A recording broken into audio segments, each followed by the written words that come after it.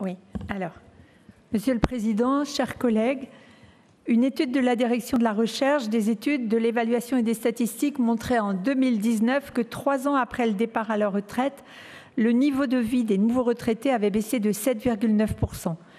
À cela s'ajoute depuis 2012, comme le souligne le même rapport, une baisse historique du niveau de pension moyen due à la hausse de la CSG et au report de revalorisation des pensions. Les retraités participent cependant activement à la vie économique, culturelle et associative de notre région.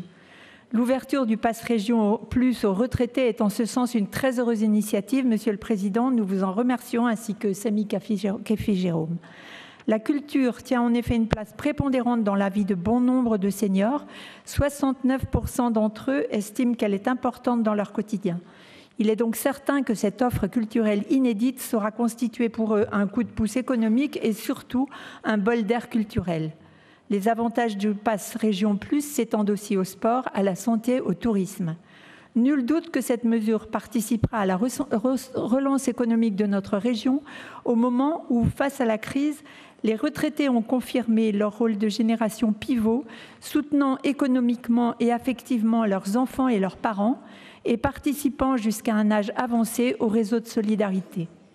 Nous nous réjouissons ainsi du soutien très complet que la région apporte avec ce rapport aux travaux d'adaptation des logements privés individuels. L'autonomie et le maintien à domicile dans son village, dans son quartier, sont des facteurs du bien vieillir. C'est aussi un facteur de relance économique, tout comme l'est l'activité des artisans que cette mesure contribue à soutenir.